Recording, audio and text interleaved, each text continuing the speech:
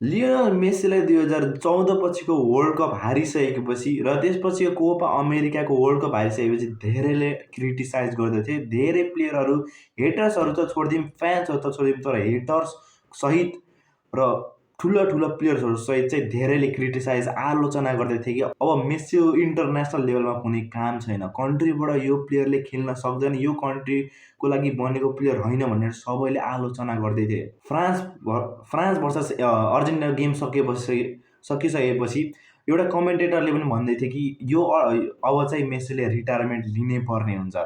तर चाहिँ मेसीले त्यसपछि हार मानेनन्, आफ्नो मनको सुने, भगवानको साथ पाए र त्यसपछि लगातार गाइज कोपा अमेरिका, फाइनल लिजीमा 2022मा आएर चाहिँ फिफा वर्ल्ड कप, आफ्नो करियरकै पहिलो वर्ल्ड कप जित्छन्।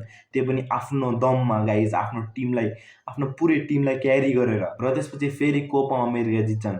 र फेरि पनि गाइज आजको डेट चाहिँ मार्क गरेर राख्नु होला, किनभने चाहिँ अर्जेन्टिना फेरि पनि वर्ल्ड कप फाइनल पुगिसकेको छ, ब्याक टु ब्याक है त। त्यही पनि मेसीले क्यारी गरेर। आज मेसीको अनबिलिभेबल पर्फर्मेन्स गाइज। त्यो जुड बेलिङ्गमले जब त्यो मेसीलाई रिस उठायो नि, के भन्यो त्यो थाहा भएन, तर होइन केही न केही त भनेर त्यही भएर मेसी भड्केको थिए।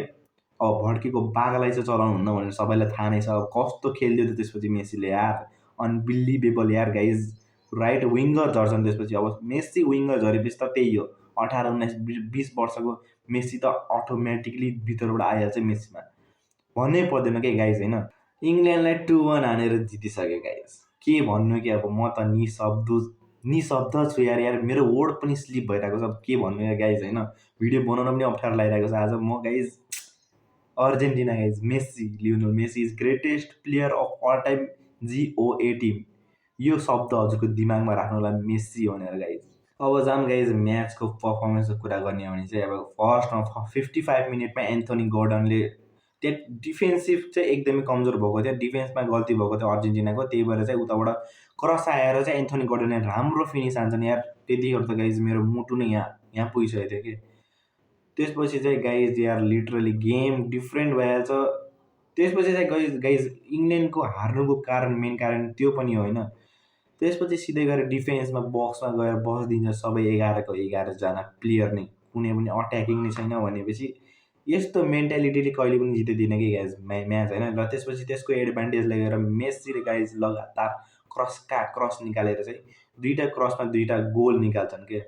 वाट अनबिलिभेबल कमब्याक हुन्छ त्यसपछि।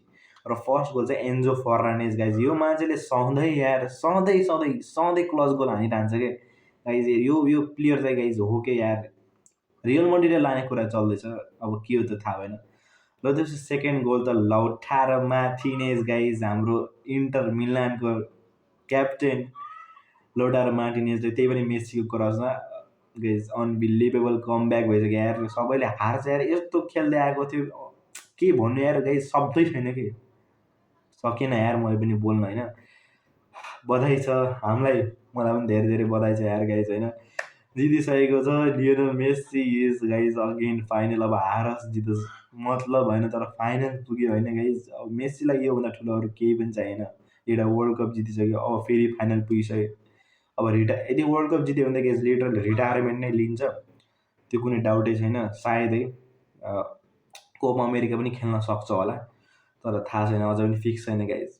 बधाई छ यार, बधाई छ गाइज, बिना शब्दै छैन। सबै हेटर्सहरूको चाहिँ मुखमा यसरी ताला लगाइदिएको छ कि मेसीले, अब के भन्नु। अब सकिँदैन कि गाइज बोलेर होइन। सो अब अर्को भिडियोमा भेटौँला होइन गाइज होइन। अब यस्तो यो लाइक, सेयर, सब्सक्राइब गर्न चाहिँ नबिर्सिनु होला सबैले। यहाँसम्म हेरिदिनु भएको छ भने चाहिँ धेरै धन्यवाद छ।